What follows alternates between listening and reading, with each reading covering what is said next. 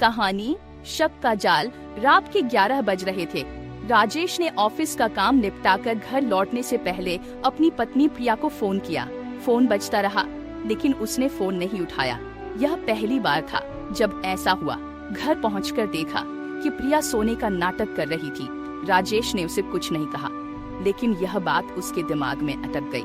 अगले दिन प्रिया ने इसे लेकर कोई सफाई नहीं दी और उसकी यही बेरुखी राजेश के मन में शक का पहला बीज बो गई। अगले कुछ दिनों में प्रिया का व्यवहार अजीब होता गया। वह अक्सर फोन पर किसी से बात करती और जैसे ही राजेश कमरे में आता फोन बंद कर देती। जब राजेश ने उसके फोन का पासवर्ड पूछा तो उसने बहाना बना दिया। एक दिन ऑफिस जाते समय प्रिया ने कहा, शाम को देर होगी, सहेली के साथ मार्केट जा रही हूँ। राजेश ने बात पर ज्यादा ध्यान नहीं दिया, लेकिन उसी रात प्रिया के पर्स में से उसने एक होटल का बिल पाया। उस बिल पर तारीख वही थी जब प्रिया ने कहा था कि वह सहेली के घर थी। राजेश ने सीधे उससे सवाल नहीं किया, लेकिन उसके शक ने अब गहराई पकड़ ली थी। राजेश ने अपने दोस्त विक्रम, जो एक निजी जासूस था, से संपर्क किया। विक्रम ने प्रिया पर नजर रखने का जिम्मा लिया।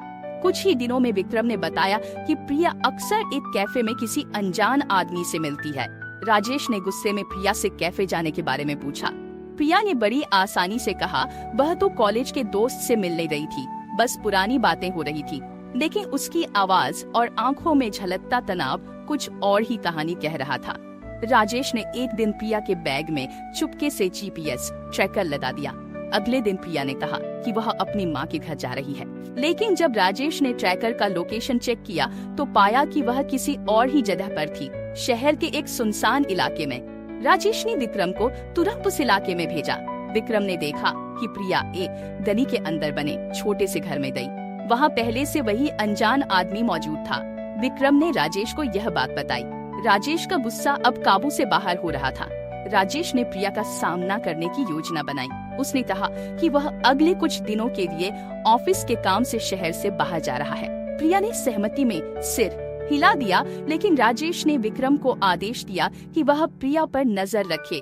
अगले दिन राजेश ने देखा कि प्रिया ने बहुत अच्छे कपड़े पहने और वह किसी खास से मिलने जा रही थी। राजेश और विक्रम चुपके से उसका पीछा करने लगे। वह उसी कैफे में गई जहां वह पहले जाती थी। राजेश ने जैसे ही अंदर कदम रखा, उसका सामना प्रिया और उस अनजान आदमी से हुआ।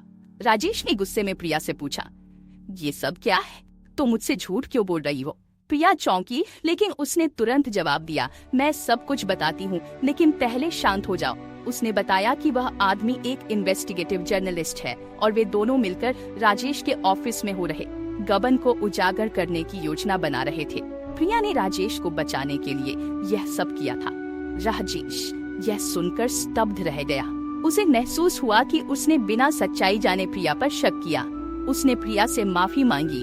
दोनों ने एक दूसरे को बेहतर समझने और विश्वास को बनाए रखने का वादा किया। यह कहानी न केवल रिश्तों में भरोसे की अहमियत को उजागर करती है, बल्कि यह भी दिखाती है कि सच्चाई हमेशा पहली नजर में दिखाई नहीं देती।